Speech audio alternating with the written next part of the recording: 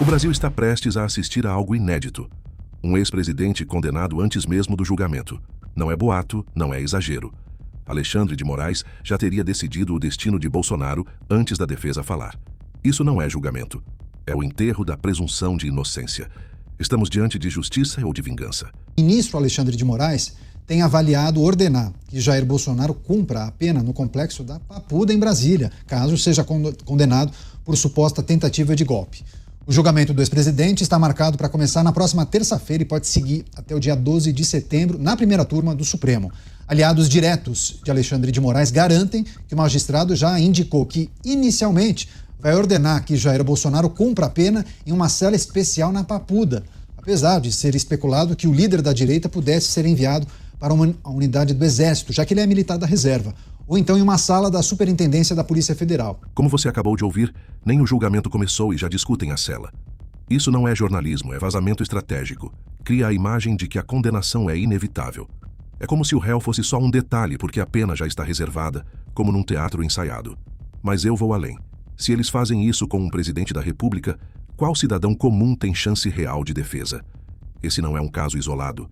É o retrato de um sistema que já escolheu o culpado antes mesmo da defesa falar. Tem uma expectativa de que será condenado? É claro, por tudo que a gente está vendo no Supremo acontecendo, no Supremo esses anos todos, tem uma expectativa de que seja condenado. Mas isso já denota, já mostra, já evidencia o nosso sistema de justiça que está pendente a condenar alguém sem respeitar o direito de defesa. Dá a impressão que tudo foi um grande teatro, Caniato. Dá a impressão que desde as testemunhas ouvidas, as defesas apresentadas, os advogados fazendo os seus peticionamentos, tudo isso é só pro forma.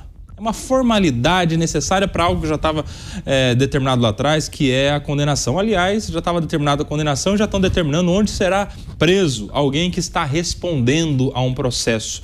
Em uma Constituição, em um Brasil que tem uma Constituição, que diz que a presunção é de inocência. Até o trânsito em julgado, até o trânsito em julgado de uma decisão condenatória, ou seja, até o encerramento por completo de um processo. Então há um grande desrespeito com o processo em si, com a defesa, inclusive com os outros ministros e com tudo que está acontecendo. E para fechar, é claro que se lá na frente isso vier acontecer, não vai ser na Papuda, que o presidente deve eventualmente cumprir uma pena. Ele é militar, ele é capitão, ele é ex-presidente. Nós já tivemos um ex-presidente preso. E onde que ele ficou? Em uma cela especial na Polícia Federal, não foi isso? Foi lá que o Lula estava preso, quando cumpria a sua pena também. Mas de tudo isso, eu acho que esse é um assunto que não cabe. Onde será preso alguém que, neste momento, responde a um processo com presunção de inocência. Antes de continuar, já deixe sua opinião nos comentários. O comentarista disse tudo. É como enterrar alguém vivo. A defesa virou figurante, os advogados são plateia e o réu é apenas o alvo. Tudo se reduz a uma encenação para legitimar uma condenação já decidida. E aqui está o perigo. Quando a justiça deixa de ser justiça, ela se transforma em arma. Não se trata apenas de Bolsonaro, trata-se de um precedente que amanhã pode cair sobre qualquer voz incômoda. A gente imaginar no devido processo legal que isso que não deveria acontecer, mas tudo que não deveria acontecer está acontecendo.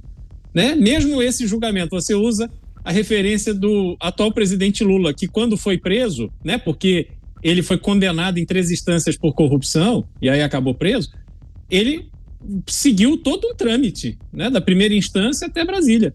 Agora não, agora a gente está falando de uma decisão monocrática. Põe na cadeia um ex-presidente lá, assinatura de um só ministro. Então, tudo pode. Agora, eu quero acreditar que alguém tenha um mínimo de bom senso até para entender o que é bom e ruim para a estratégia deles. Porque se o ex-presidente condenado, que será, né? Afinal de contas já anunciaram aí essa condenação faz tempo, mesmo diante do início do julgamento.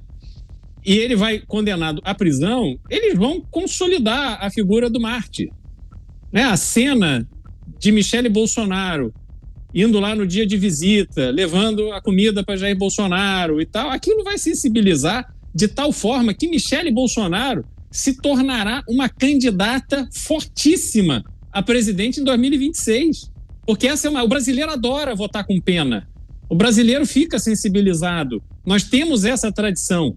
Como vimos, Lula foi preso depois de um processo completo. Primeira instância, segunda instância, terceira instância. Um trâmite que seguiu a regra do jogo. Já Bolsonaro pode ser condenado pela caneta de um único ministro. Uma só assinatura decidindo o destino de um ex-presidente. Isso é o contrário do devido processo legal e atalho da tirania. O mais grave, se até para um ex-presidente as regras mudam, o que aconteceria se fosse outro caso qualquer? A resposta pode chocar você. Imaginem que um chefe de facção é preso, aqui no Rio de Janeiro, por exemplo. Um desses com 80 passagens pela polícia, várias mortes. E aí uma matéria de jornal vaza a informação de que o juiz do caso revelou já que vai condenar esse chefe de facção à pena máxima, sem nenhuma piedade. O que vocês acham que aconteceria? Eu vou dar o meu palpite.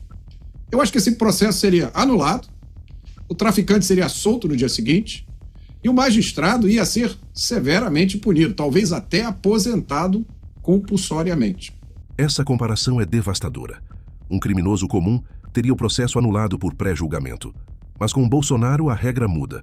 O que seria ilegal para um traficante se torna aceitável contra um ex-presidente. Isso não é justiça, é seletividade.